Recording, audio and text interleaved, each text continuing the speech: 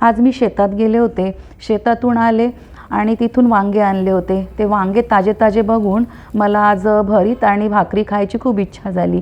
मग काय, लगेच वांगे, टमाटे, मिरची धुवून टाकली, तेल लावलं त्याला, वांगे आणि टमाटेला, आणि आपल्याच गॅसवर ती भाजली. तेल लावल्यामुळे काय होतं, लवकर शिजतात टमाटे आणि वांगे, शिजतातही आणि साल खूप अगदी त्याची लवकर निघून जाते. जी काळे झालेले जे शिजलेले असतात ते बघा, बरोबर त्याचे कवर निघून गेले आहेत. बस मिरच्या पण त्याच्यावरच भाजल्या गॅसवर, आणि हे सगळं भाजल्यानंतर त्याचं तिन्ही याचं मिश्रण तयार. स्मॅश केलं त्याला, म्हणजेच कुस्करून टाकलं, बस तयार. शेतामध्ये असंच करायचं, मीठ टाकायचं फक्त, बस तयार भरीत.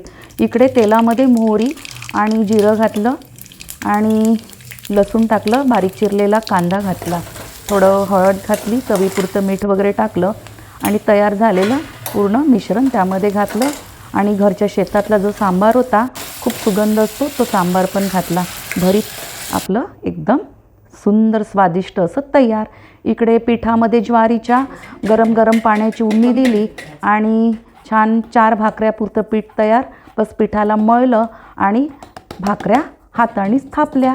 इकडे गरम अगदी तावा होऊ दिला, गरमागरम ताव्यावर भाकरी टाकलं, वरून पाण्याचा हात लावला, एका साईडने होऊ दिलं, त्याला उलथवलं.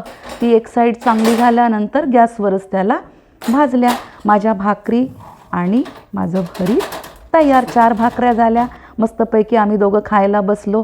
तुम्ही पण करा आणि या खायला. लाईक सबस्क्राईब करा. कसं वाटलं माझं भरीत?